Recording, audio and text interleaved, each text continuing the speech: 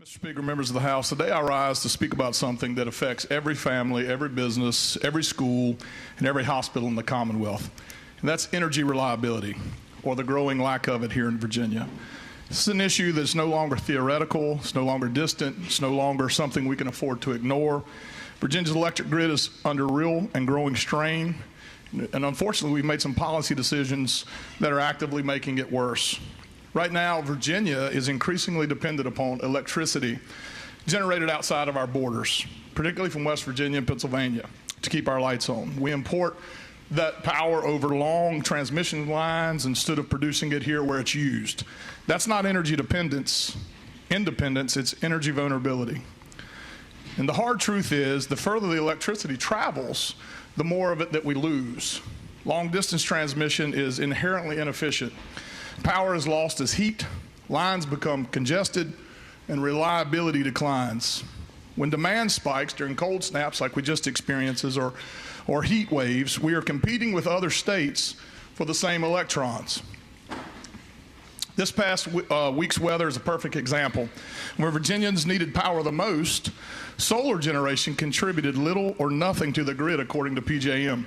And at times, it was actually a net liability, drawing power for inverter heating, snow cover mitigation, system balancing while producing minimal output. And as I rode through 1,850 acres of it in my own district that has 20% just in one county of the Commonwealth Solar built, it was covered in ice and was out of commission for several days. And that's not ideology, it's just the fact and it's physics.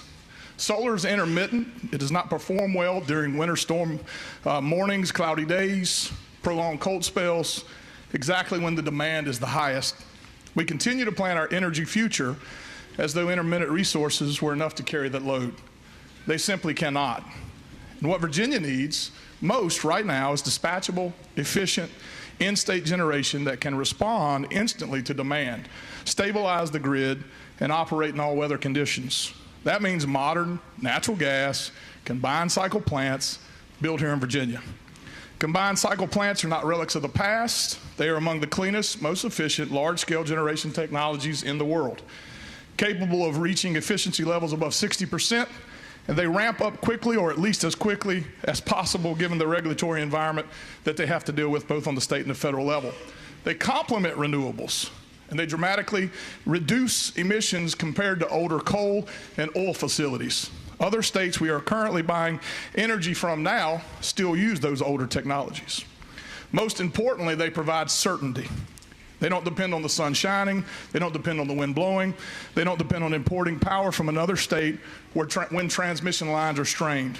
They depend on infrastructure we can control, we can regulate, and we can maintain right here in the Commonwealth. By building these plants in Virginia, we reduce transmission losses, we improve grid reliability, we lower long-term costs to ratepayers. I can only imagine the emails and the phone calls that I will be getting when the next round of electric bills come out after this cold weather. They support high-paying skilled jobs. They strengthen energy security for vital infrastructure like hospitals, schools, manufacturers, and military installations.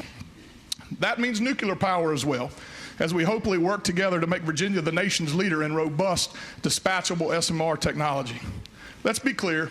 Reliability is not optional.